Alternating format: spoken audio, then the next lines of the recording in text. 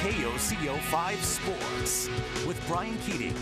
Coming up next on The Big Show, the NBA's finest just showing off. And OKC very well represented. Playing hard, having fun with it. And look who's coming back. Russell Westbrook. He could play this week. And just in time for LeBron to come to town.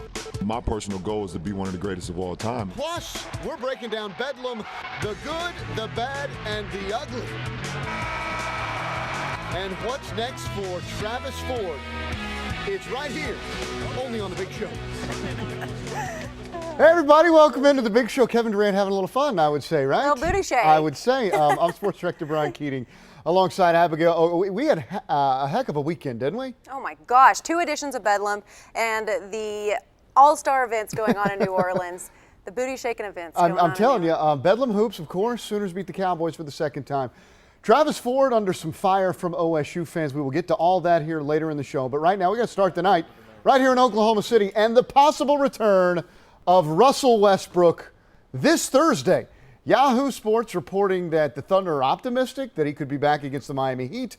He's missed the last 28 games after his 3rd knee surgery. But it's great news if you're a Thunder fan to get him back with the Miami Heat coming to town. Not great news if you are a Miami Heat fan, but oh my goodness, how awesome is that? We were told he'd be back after the All-Star break. He could be. It's after the All-Star break. Hey, this is the All-Star game. Kevin Durant, an All-Star for the 5th time. I don't know if he was trying to win the MVP, but he was going to go after it. A little back and forth in the first half, off the dribble and fade, and then Kevin on the break. How about rocking the rim, under the rim, throw down. West was up 13 at halftime. The second half, Durant with the hammer this time. He's the only player in NBA history to score 30 in 4 different All-Star games. He was great tonight. West had a big lead. Blake Griffin had a monster night. A little alley-oop from Kevin Durant. Close game in the 4th, though. Griffin in front. And, he knows how to do that. One hand, rip the rim. East, though, had the lead down the stretch. Carmelo Anthony, All-Star game record, 8 threes. The East wins it 163-155. And Kyrie Irving, not pictured, because he's not from Oklahoma City, right? He wins the All-Star game MVP, but that's the only thing we wanted to see. Blake Griffin was absolutely spectacular tonight. Kind of a highlight reel, a lot of dunks. He was having his own dunk show. He was having his own dunk competition during the All-Star game. One of the best dunkers in the league. He had 8 dunks in the first half. And, hey, he was in the conversation to win the MVP himself. Finished with 38 points and 6 rebounds. How much fun is it to watch this guy play basketball? And, he was putting a show out there.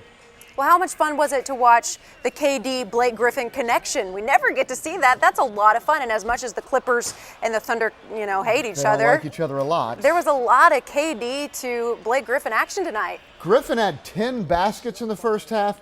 It's the most baskets in a half since Wilt Chamberlain in 1962. Going back. A lot of them of that variety where he got above the rim and threw it down and did all fun stuff. That was fun tonight. Blake Griffin had a chance to win the MVP. But we want to get you back to Oklahoma City. And the Thunder, you know what? They have a big week. The Miami Heat are coming to town on Thursday. And then you've got the Clippers on Sunday. So you've got Kevin Durant, LeBron, and Blake Griffin right here in Oklahoma City in the span of about 4 days. And those 2 guys probably the number 1 and number 2 for the MVP. So we're going to have fun this week, aren't we? This is going to be awesome. Now, looking at the matchups between these 2 teams, Oklahoma City is 5th in points per game. They are 5th in rebounds and 7th in defense in the nation.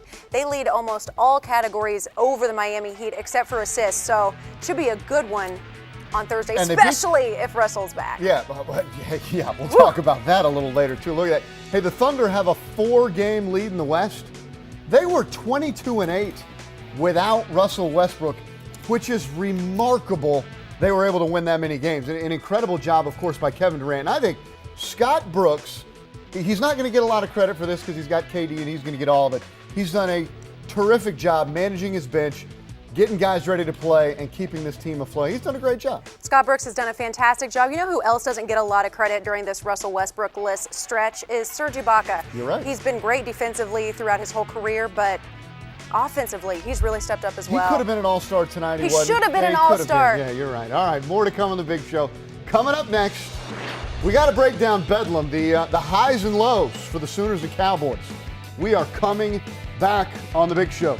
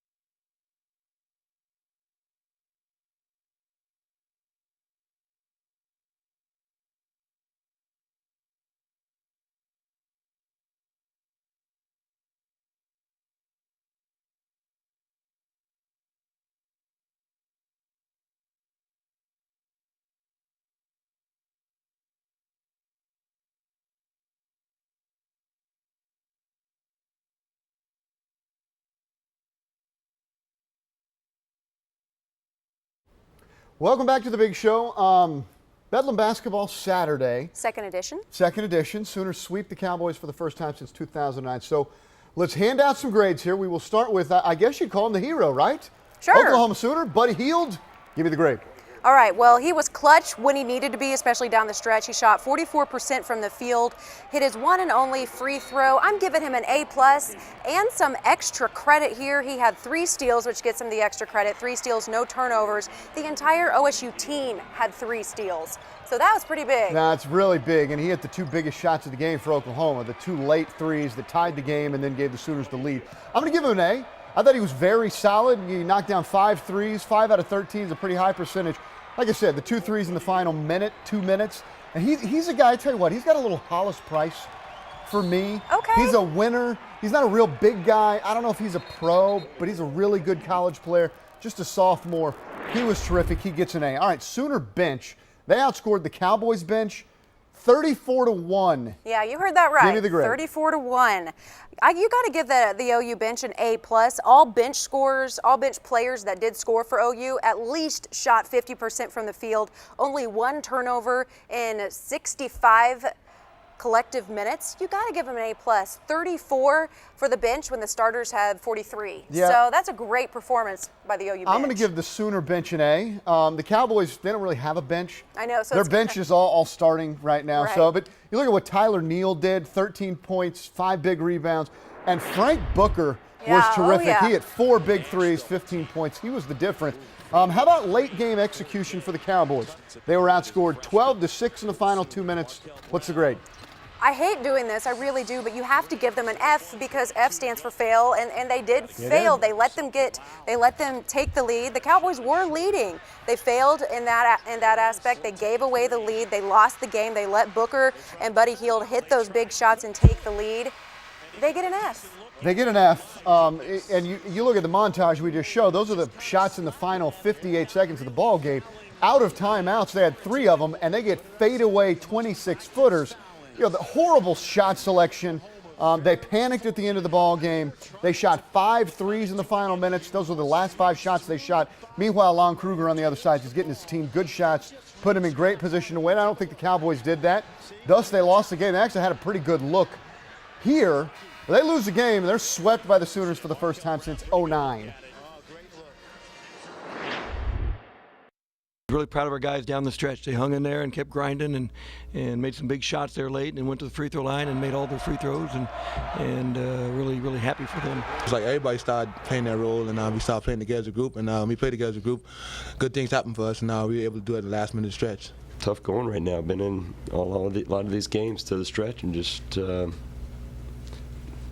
ball hadn't bounced our way at this point. It will, though. All we have is each other right now. You know, everyone's against us. We just have to stay close as a group, and you know, we take the court again on Monday. All right, now to Stillwater for women's bedlam here. Point guard OSU's Tiffany Bias to Kendra Suttles, who hits the 3 for the Cowgirls. Suttles, she's from Lawton, Oklahoma. Now Nicole Cornett for 3 to tie it up for the Sooner women. And you know, Brian, Cowgirls' Liz Donahoe, she had a fantastic game. Double-double for her, 15 points and 11 rebounds for the Edmond North grad. Tiffany Bias had 12 points, 8 rebounds, and 6 assists, and 4 steals for the Cowgirls. The 12th ranked Cowgirls get the Bedlam redemption win, 73-57 over the Sooners. Cowgirls now 3rd in conference. The Sooner women are 5th.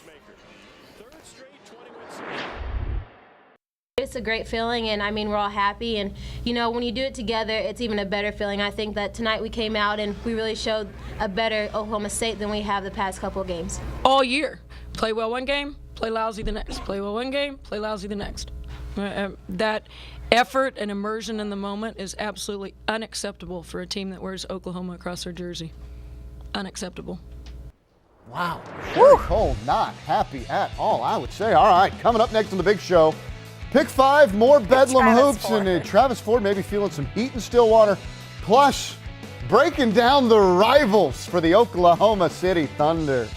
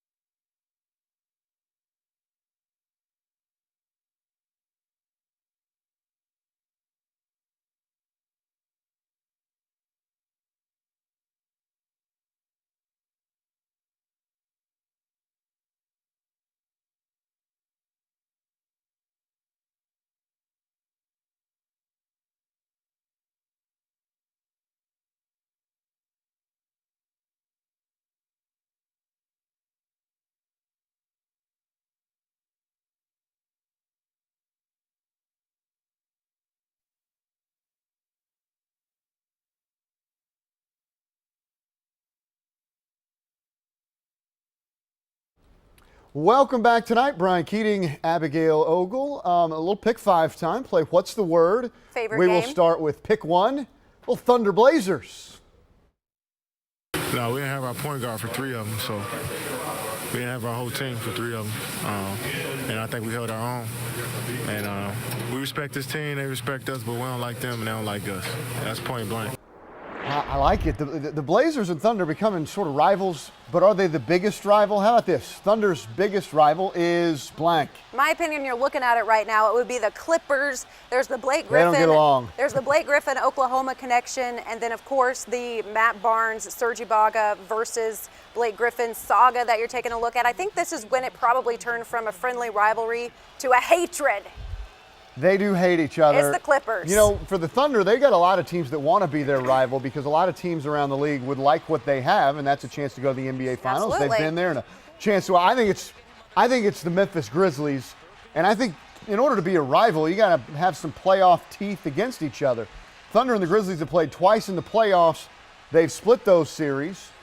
They've played heated series.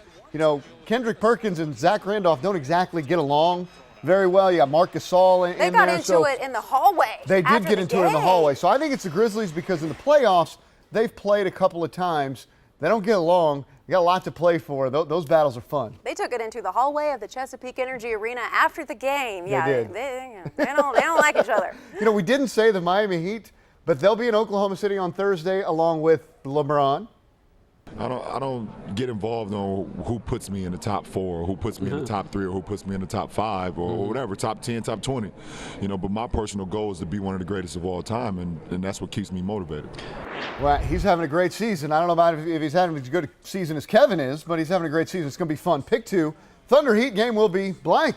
Brian, it's going to be an MVP showdown. 99% sure that either Kevin or LeBron will be the MVP. This is a statement game for both of them, really, and probably for both teams. But, you know, LeBron has really been trash talking. He was asked when KD is going to start feeling the pressure like he feels, and LeBron just said, when I retire. Woo! Well, LeBron's a pretty confident cat. And rightly so. And rightly so. He's got a couple of championships. No, he can I back think it up. it's going to be turbocharged. And I say that because, I mean, fingers crossed with everything I can that Russell Westbrook is back in the building. Turbo Russ. I mean, the energy in Oklahoma City, not just in the arena, but I think around the city and the state.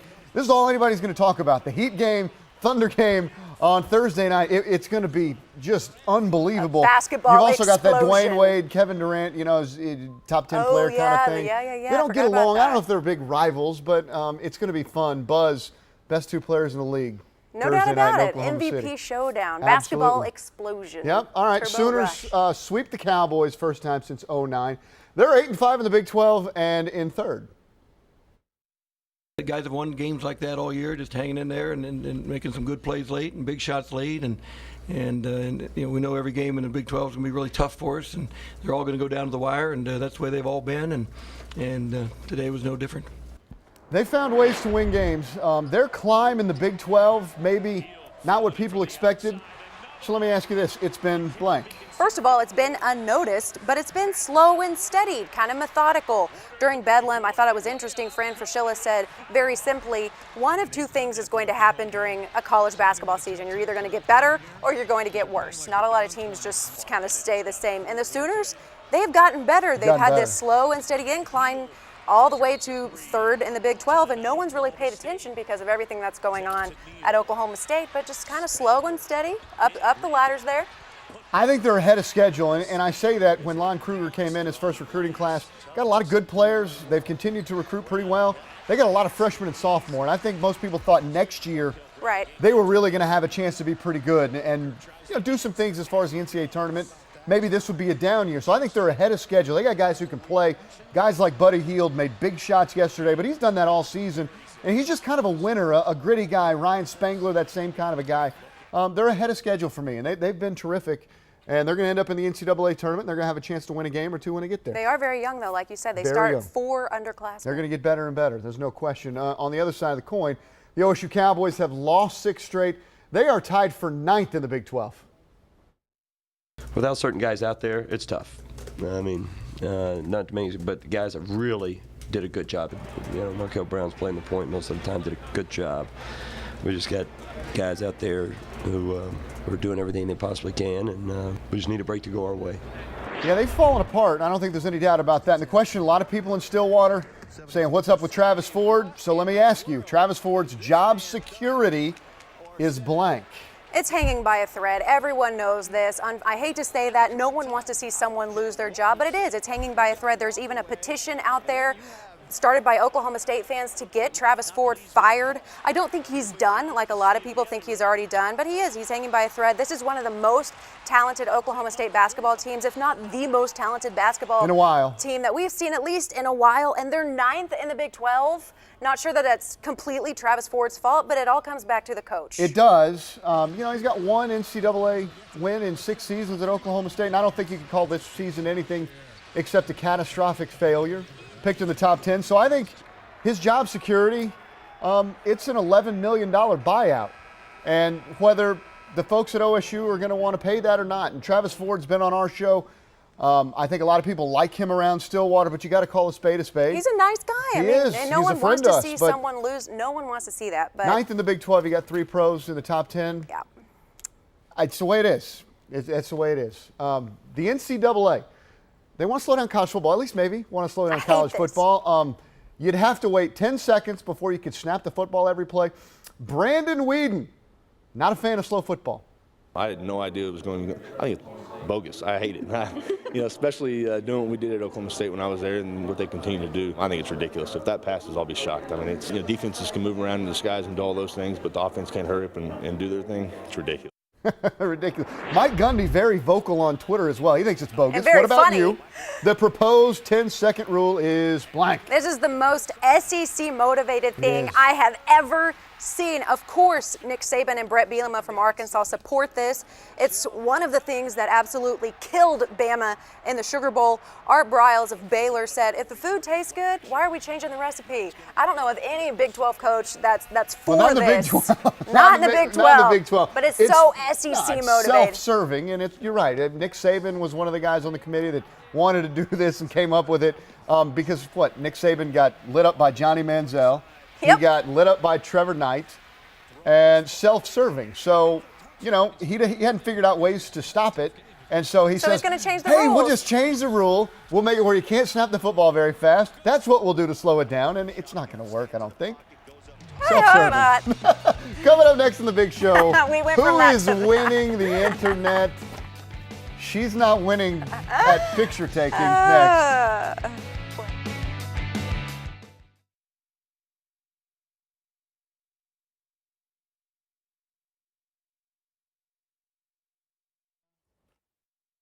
Earthquake.